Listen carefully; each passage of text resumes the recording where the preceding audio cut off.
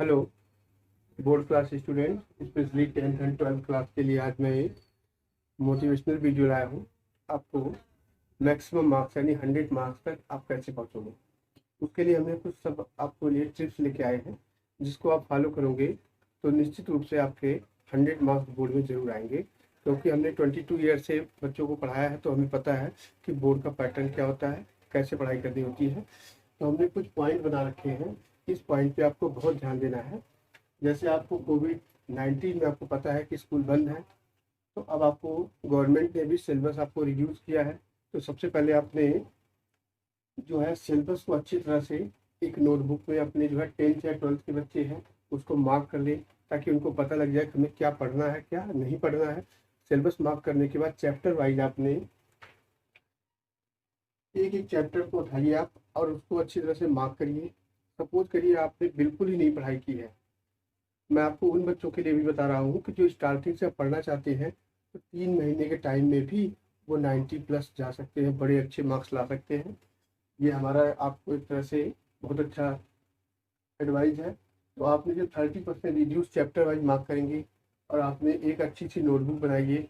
काफ़ी जो है वो मोटी नोटबुक होनी चाहिए, ऐसा ना हो कि रोज़ रोज़ आपको नोटबुक भरती रहे।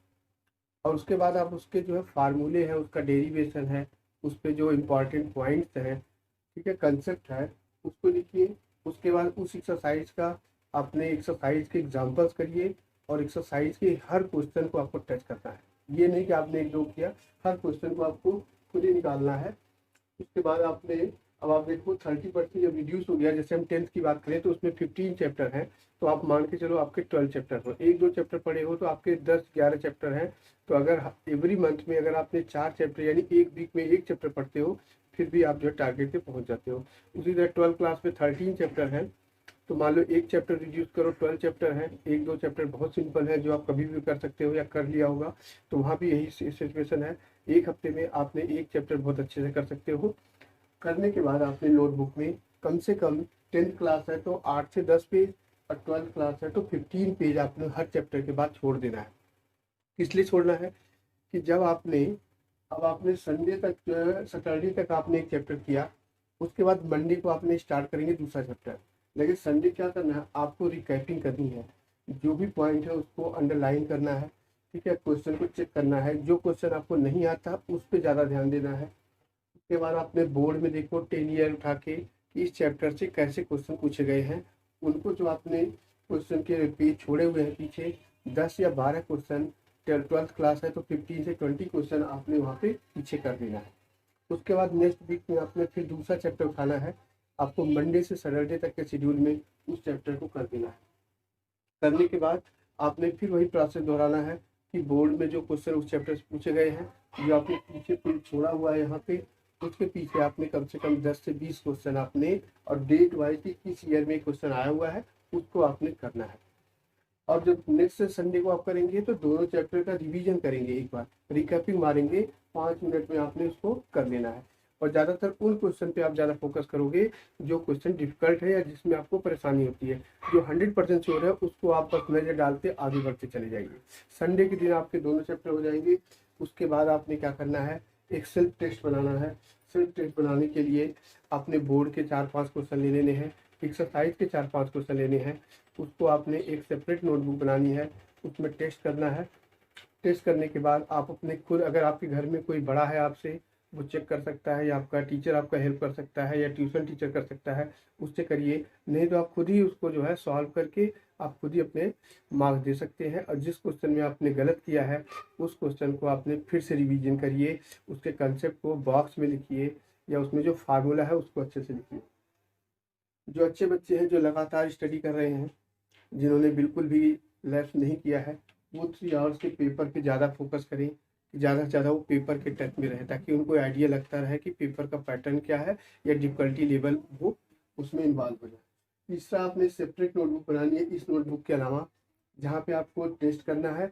और दूसरी चीज़, आपको जो भी चीज़ अच्छी लगी हो उस चैप्टर से रिलेटेड, फार्मूला हो, कोई नया कंसेप्ट हो, कहीं भी क्वेश्चन मिला हो, किसी ट्यूशन में आपने देखा हो, कहीं ऑनलाइन देखा हो, या कहीं भी आपको वो क्वेश्चन दिखा हो जो बुक में नहीं है लेकिन आपको अच्छा लग रहा है, उसका कंसेप्ट अच्छा लग रहा है, उसको आप ज़रूर लिखिए।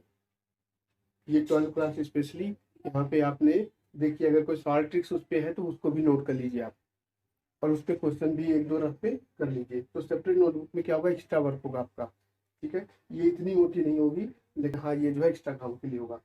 उसके बाद difficult and important question, new concept जो भी है, ये सारा जो है इस नोटबुक में, जो भी आपको उस चैप्टर से रिलेटेड अच्छा लगा हो उसको आपने यहाँ पे लिखना है।